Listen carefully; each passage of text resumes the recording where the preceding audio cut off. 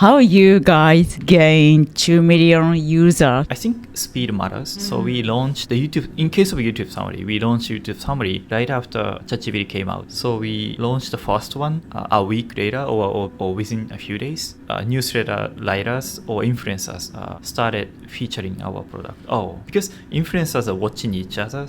So meaning if a famous person feature someone's product and others to their own, like a blog, newsletter, social media post. And so I think that's how our product went viral at the time. Some people were impressed by the experience of our product. They share with others. It's like a word of mouth. Yeah, that's how we grew.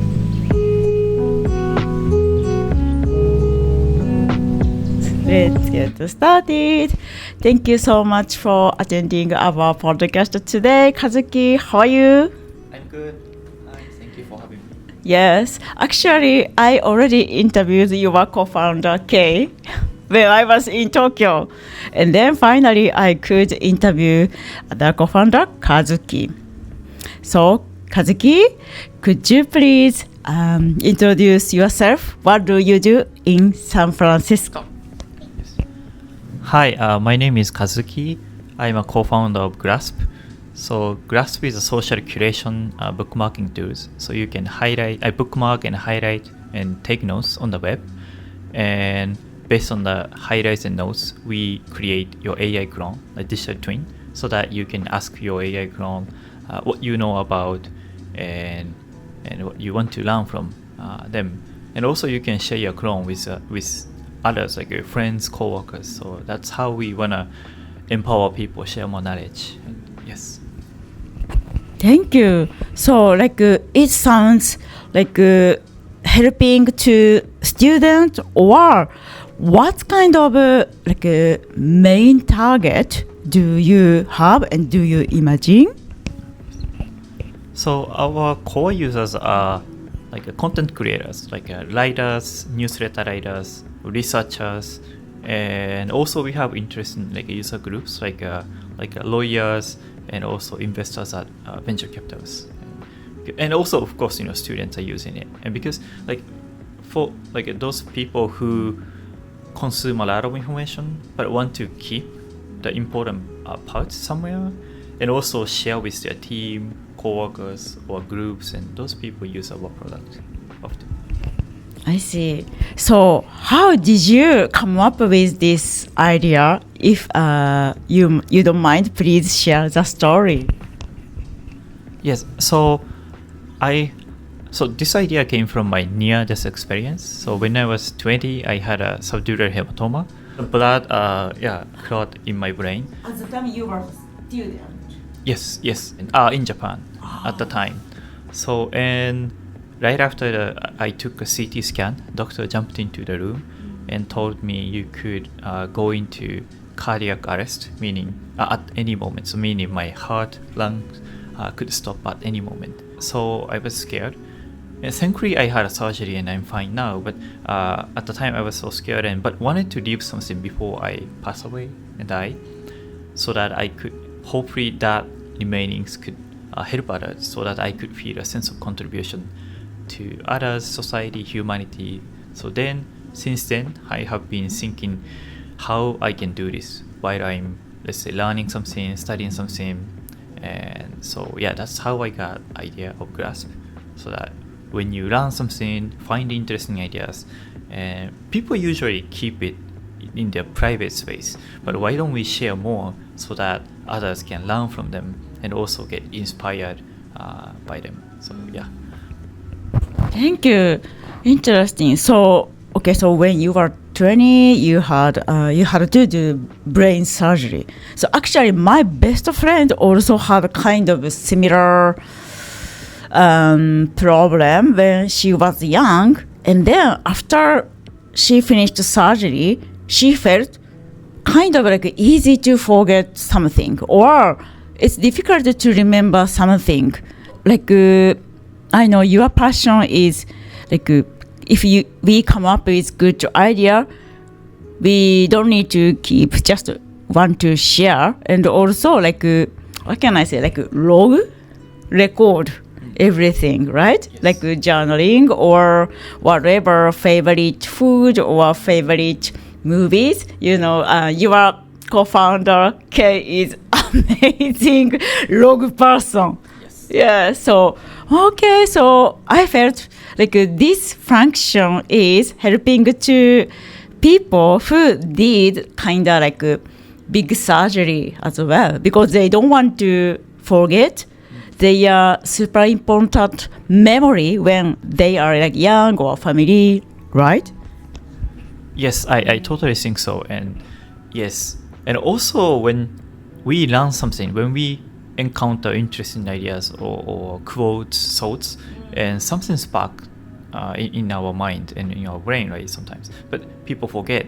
Why can't we keep the ideas and the moment we came up with some ideas or something? So yeah, that's so that in the future, because I'm same as Kay, I'm the huge, like people say it's a quantified self, meaning I love logging everything, life log. I use Fitbit, Strava, and How We View to keep many logs from many aspects. So yeah, why can't we keep that sparked ideas or thoughts that moment? Yes. I love that. And I really I was so impressed by Kay's story. Actually, already interviewed him, and then yes, please watch. So, could you please share how you guys met in San Francisco like a few years ago, right? It's a beautiful story.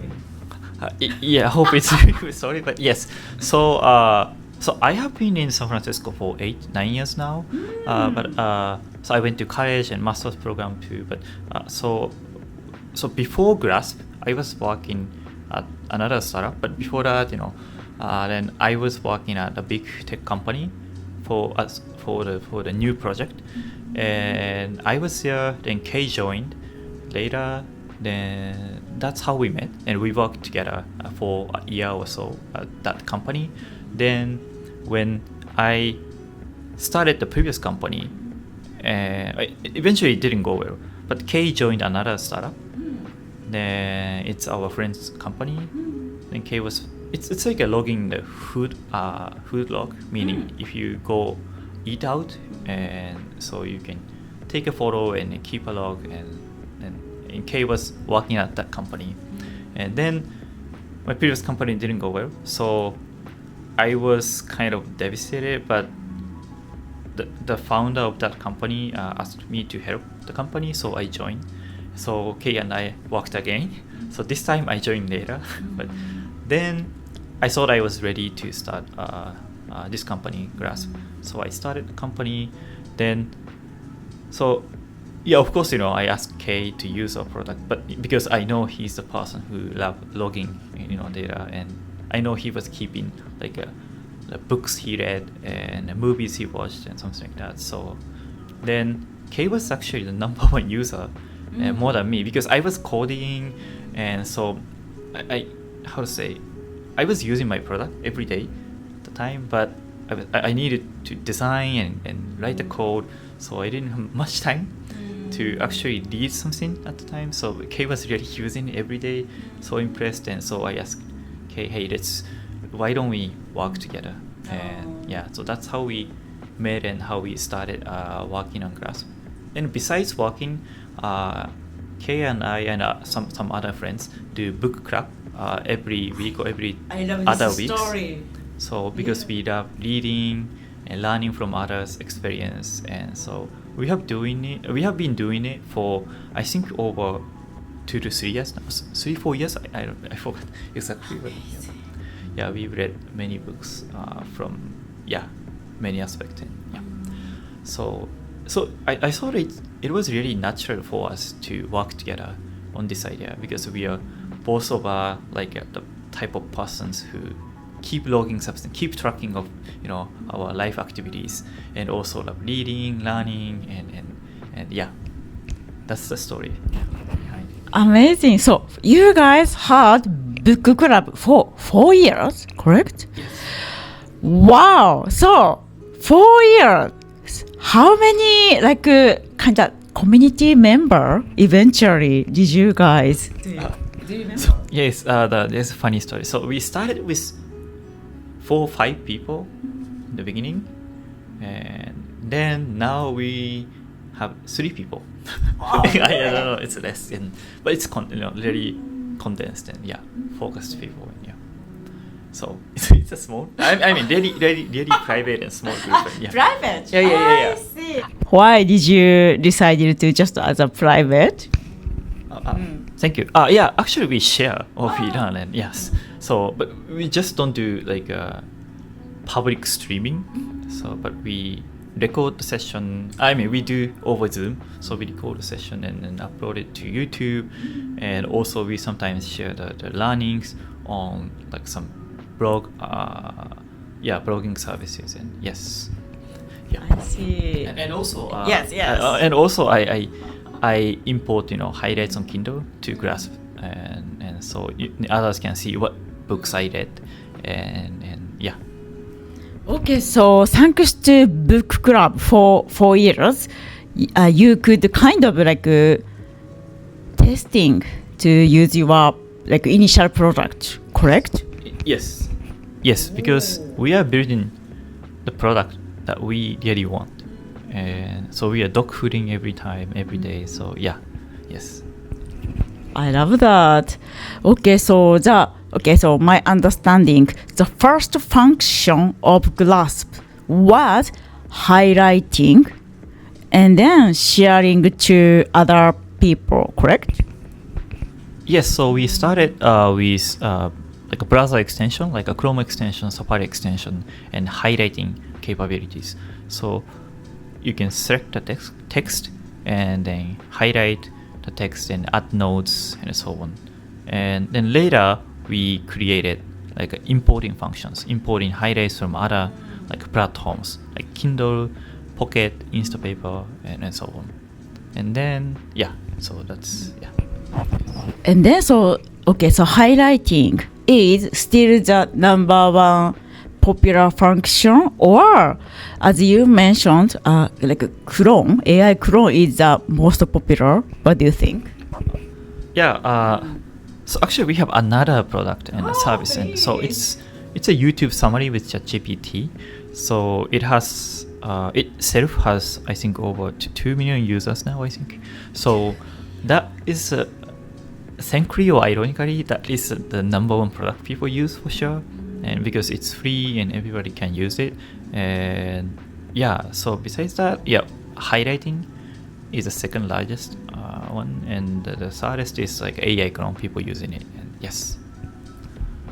Amazing. So you said 2 million users, right? So many founders, they really want to know the tips and some like secret how you guys gain 2 million users. If you don't mind, could you please share the story?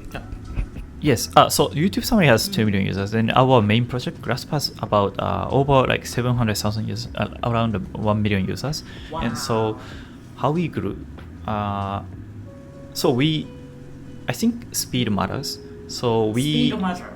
So we launched the YouTube. In case of YouTube Summary, we launched YouTube Summary right after ChatGPT came out.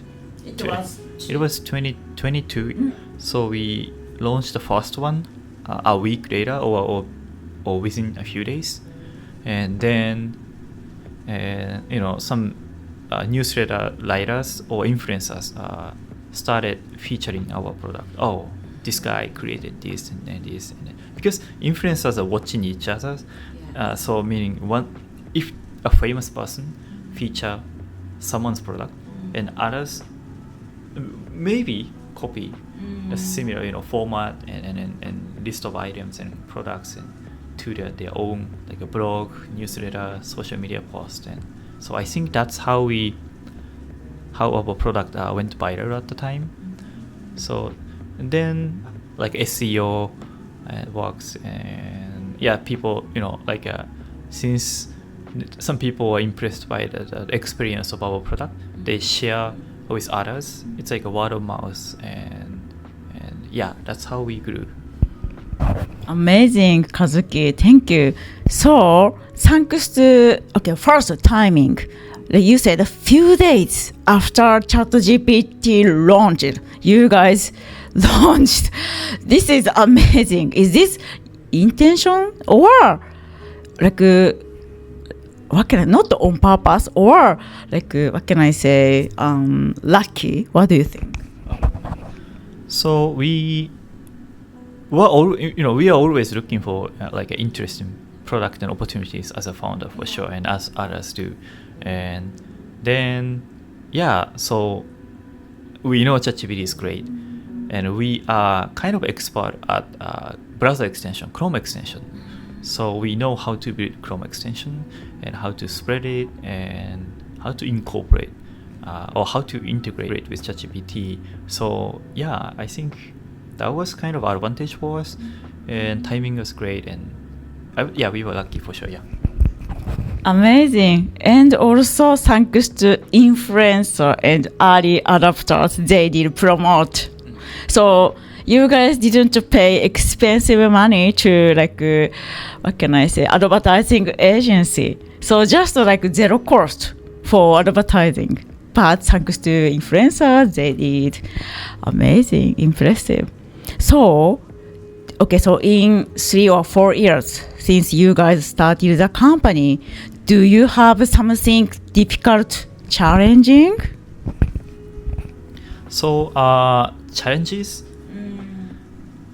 Yes, many challenges. Yes, since we are two full time, and so sometimes we lack kind of resources. So I'm coding, designing, but sometimes I don't have enough time because I need to go to events and meet some people, and so that's challenging. And also acquisition is getting better, but retention is the hardest one. So there is a funnel like acquisition, activation, retention, and referral revenue.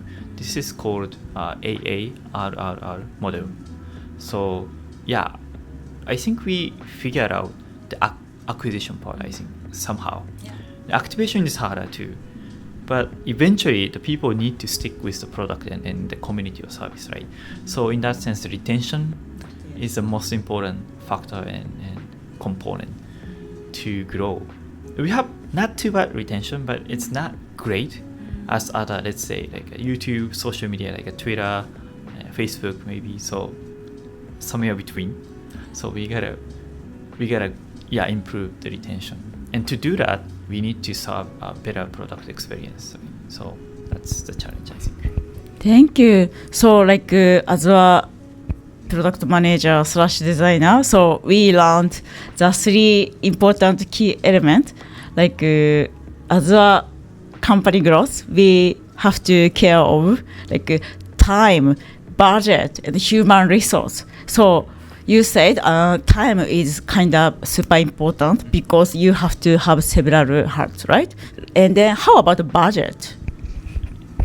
So budget, we are like try to keep our team small, so to save money, because if we save money, we could have more chance, opportunity to try something, and so we care about budget, and I mean, do you looking for like investors? Maybe this listener, there are many potential investors. We are not currently looking for investors now, but at some point, yes, to grow faster.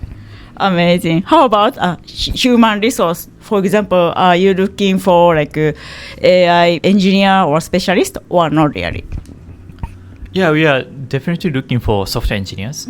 For software engineers, we are looking for someone who are familiar with Next.js, React, and TypeScript, and also we have Chrome extension. So there are few software engineers who have experience in building Chrome extension or Safari extension, and if someone has that experience and you'd love to chat, I'm not designer, but 99% of the design is done by me. So how about the salespeople?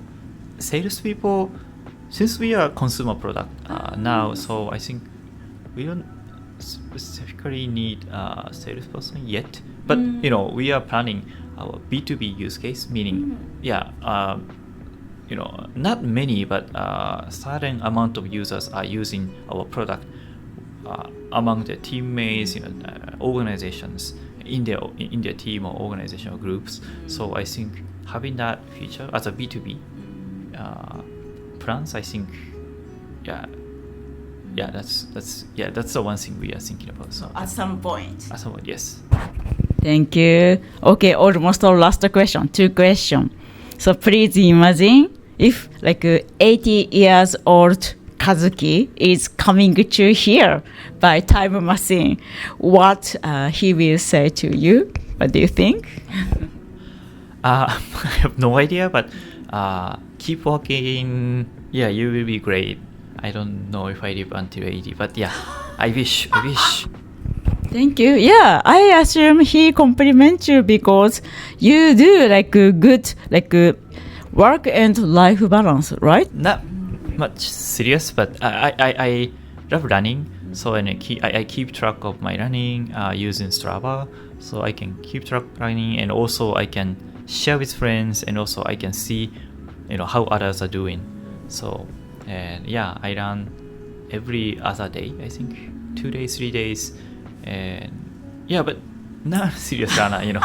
I've never done a full marathon yet, and I usually run 5 kilometers. Great. Yeah. Thank you. Okay, last question. So tell us about your next milestone in the next 1 year. What do you do? Yes. So I think we want to improve our product for sure, and also user experience, and especially AI clone, which is really interesting feature. People pay attention to it, so we'd love to improve it. And also, as I mentioned, as we talked, we wanna start kind of B2B use cases, like a group function, organization, team function, and so on. And yes, that's what we are going to do. Yes. Amazing. Don't you do some in-person event in San Francisco? Yes. Let's do it. Yes. Yes. Okay, I can help you. Thank you. Yeah. Okay, Kazuki. Thank you so much for attending our podcast. Thank you. Bye bye. The 3 key takeaways from interview with Kazuki. 1. Rapid execution drives growth. Glasp quickly launched their YouTube summary tool just days after ChatGPT launched. It was helping them gain 2 million users. Influencers started sharing it, which made it popular fast. They acquired a large number of users without paying advertising fees to agencies or any influencers. It's amazing. Moving quickly and using influencers' support was key to their success. 2. User-centric design rooted in personal experience. Kazuki's own life experience inspired Glasp design. He wanted to make a tool that lets people save and share important memories and ideas. This makes Glasp useful for many types of users, many types of people like students and writers who want to keep and share what they learn. 3. Retention is the ultimate challenge. While acquisition strategies were successful, Kazuki highlights retention as a crucial growth element. Glasp's focus on improving user experience and product stickiness, addressing this through feature enhancement and community building, with future plans to explore B2B applications. Okay, thank you so much for watching our episode today. We hope today's Kazuki's episode will help your future and career. Okay, see you soon. Bye bye.